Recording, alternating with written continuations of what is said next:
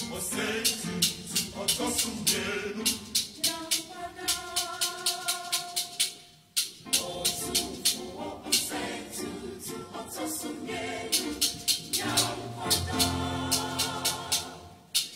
Asasinenwa Manhyia Fatawo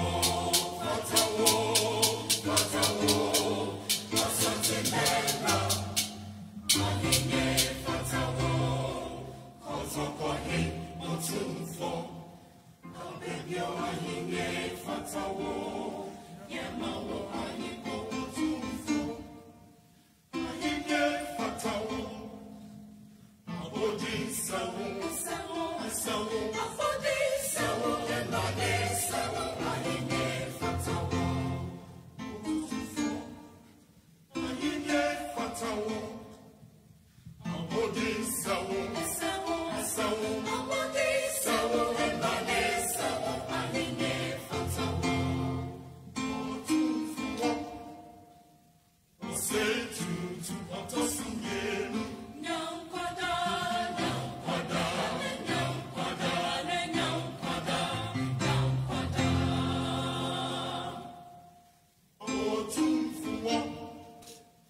Osei Tutu Otumfuo.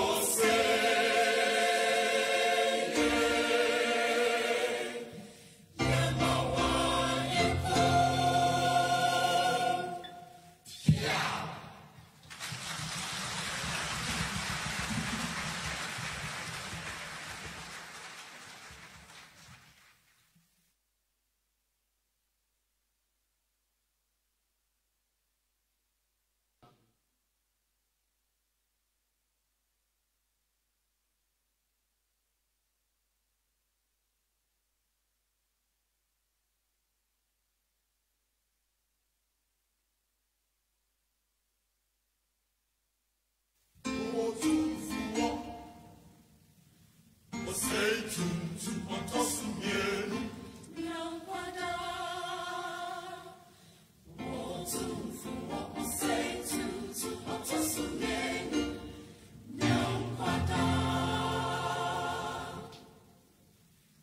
Otumfuo Osei Tutu Otumfuo. Otumfuo Osei Tutu Otumfuo. Asasinenwa Manhyia Fatawo Asasinenwa Manhyia Fatawo Kozokohi Otumfuo Abebyo Manhyia Fatawo Yemawo Ayiko Otumfuo Manhyia Fatawo Abodi Sawo Abodi Sawo Emade Sawo Manhyia Fatawo Otumfuo Manhyia Fatawo Abodi Sawo Abodi Sawo Emade Sawo Manhyia Fatawo Otumfuo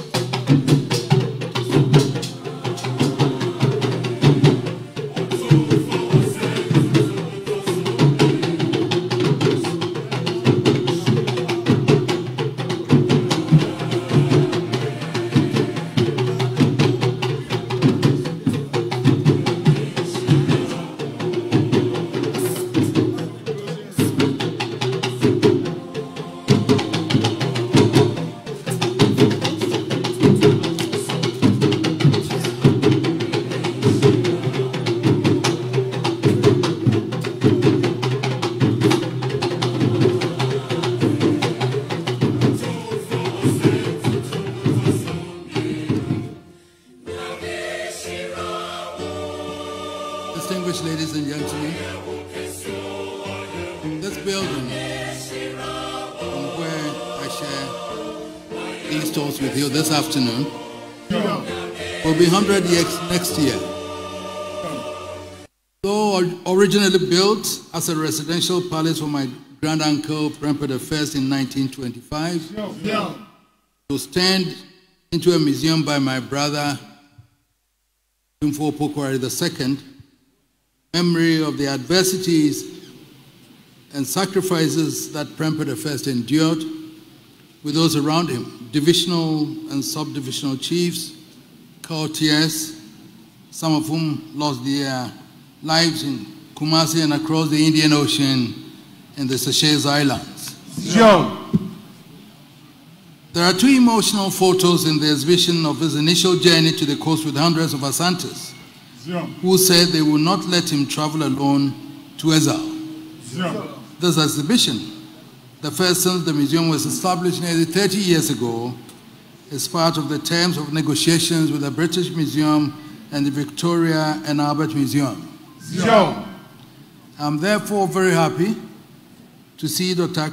Chris Gosden and Dr. Tristram Hunt, who promised they would come when all had been cleared and the objects are home with us. I'm so happy to hear the MOU signed with the British Museum partly on technical support and especially conservation models of the objects has begun, and that tools for this have been secured.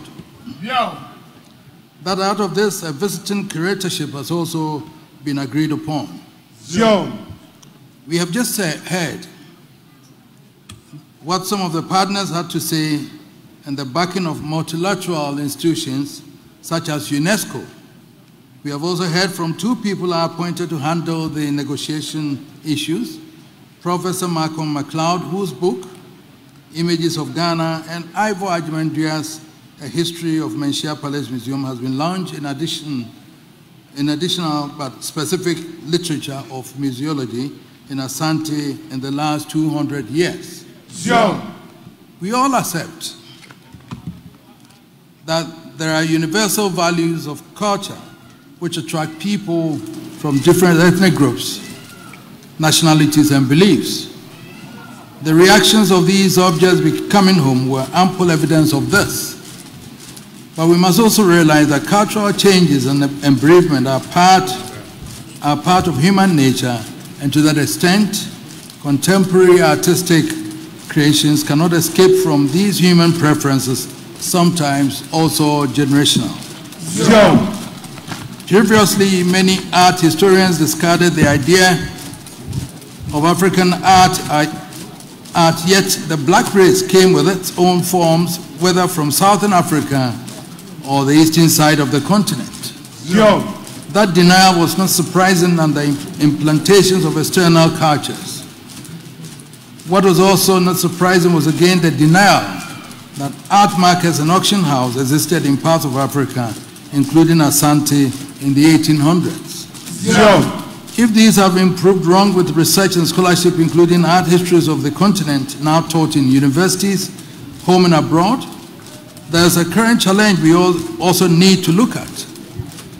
Most of the returned objects in this exhibition were made by Asante royal artisans, or the group we call Otumfuo, who still practice their trade and have been doing so since Asante was founded. Many are resident artists. It took time before they were licensed to go commercial and into the open markets. Now the world is an open place and trade and business knows no boundaries. It's the market that determines many of the choices we make and the things we buy. If there's freedom from royal artisans to be liberal from palace impositions and participation to participate in the open markets, it brings some personal wealth or income for families and should absolutely be encouraged. There is a reverse side that could be worrying. Markets are markets, and those who invest in African art these days do so and trade in futures. There are many galleries springing up in modern African cities, and there are reviews of contemporary African art in major media that include CNN, Bloomsbury, CBS, SABC, of young African artists who have graduated from our schools within the continent and abroad. Yeah. Many of their products are sadly not in African galleries for sale and are easily bought by non-African with interest in them or to be branded and marketed for bigger profits. Yeah. It's the markets. What can we do to save some of the creative energies of especially contemporary artists? Is some of the exhibition objects were taken forcibly at war and sometimes at peace. The ones that are being produced and brought from Africa today are at the dictates of the markets. Yeah. From the Elysee Palace in France to homes of prime ministers of Europe and middle and upper class individuals. These artworks are precious objects that would be worth millions in the future. Will many Africans have to travel to see these in future?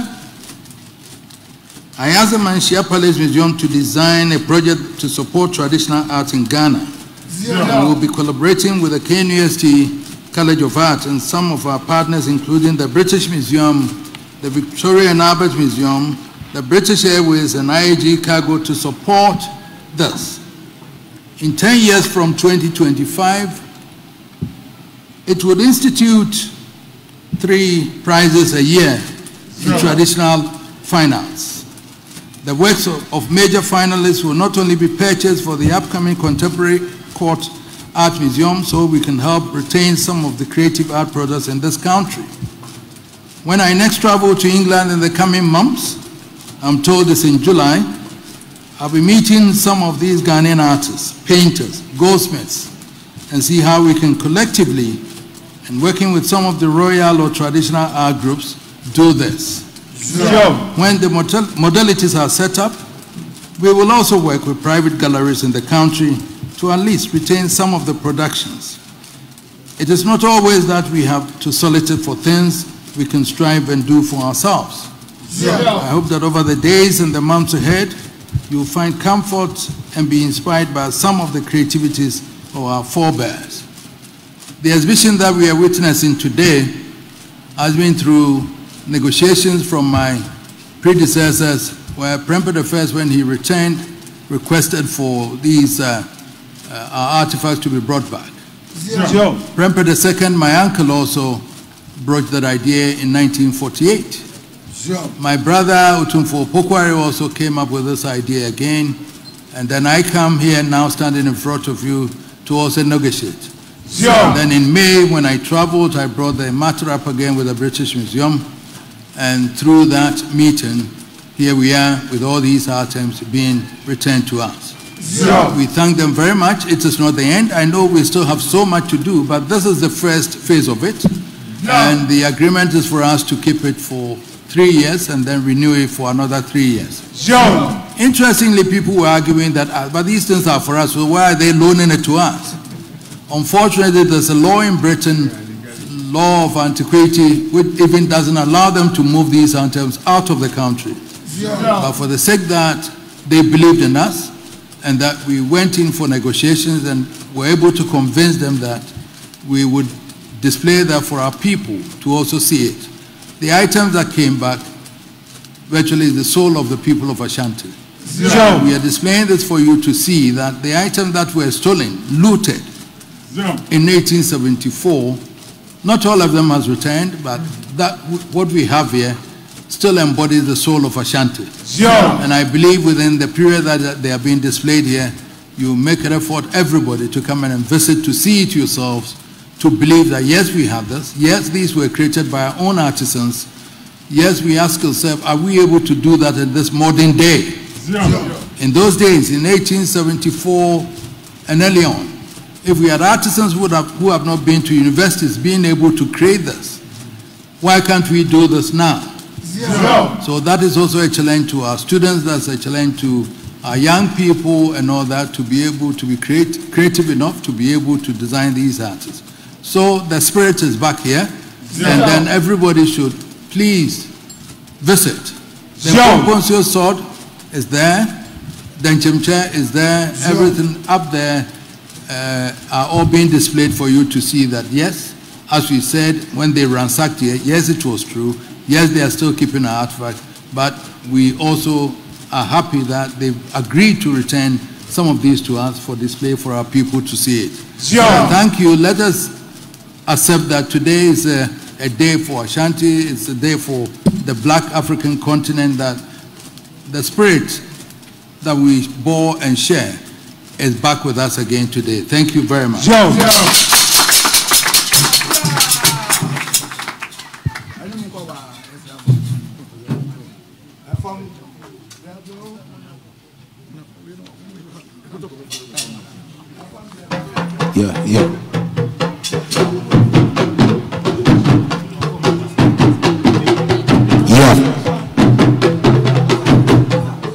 His Majesty will lead the delegation to the exhibition hall.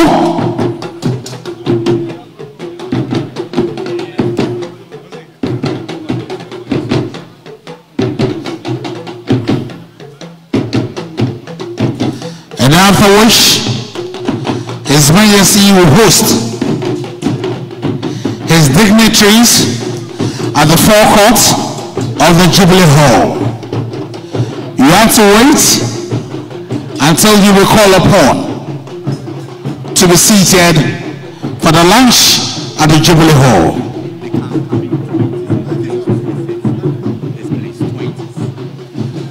Now you can come in your 20s to also visit the museum. So 1, 2, 3, 4, 20. Okay. I have 2 here, so 18 more. Okay, I have another 2 distinguished personalities. Dr. Manhyia, okay.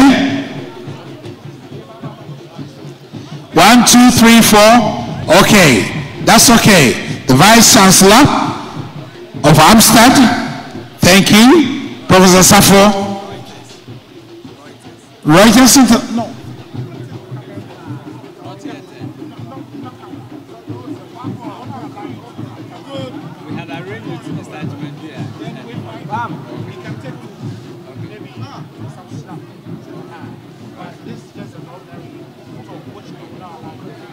Because you know that maybe a story on that, yes, you can give it that level.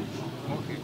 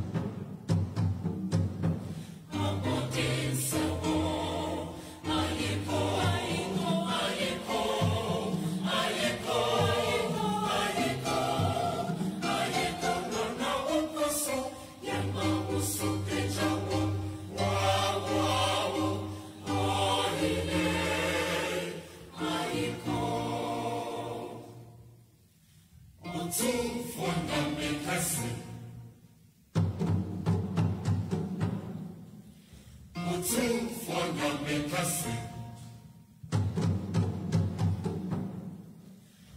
Onyame bo aje, obo ayenye, obo asateman, obo Otumfuo.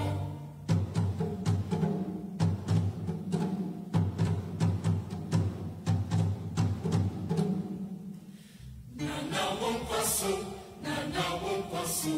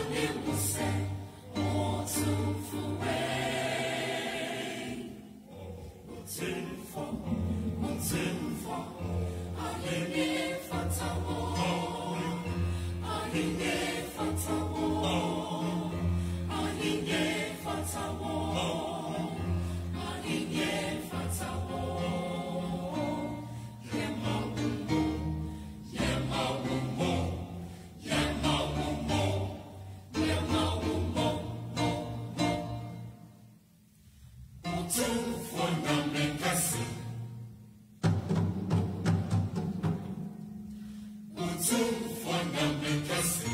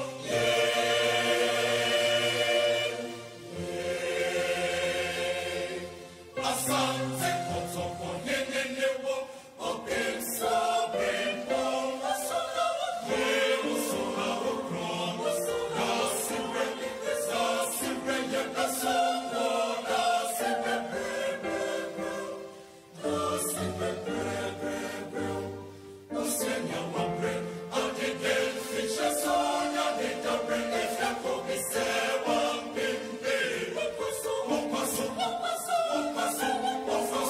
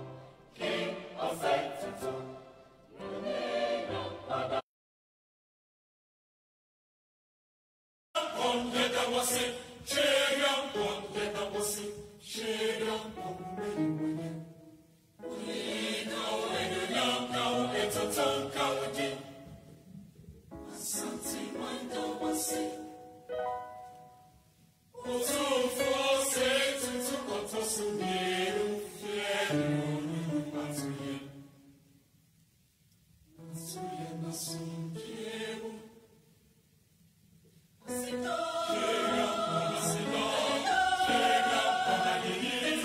chega on tutu chega wasiara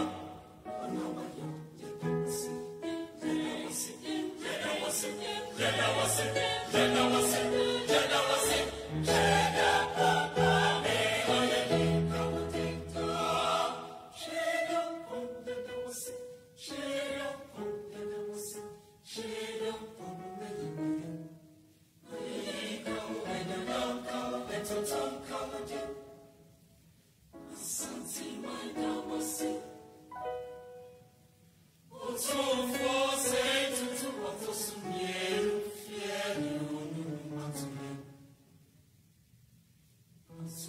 nasumieru asito chega on tutu chega wasiara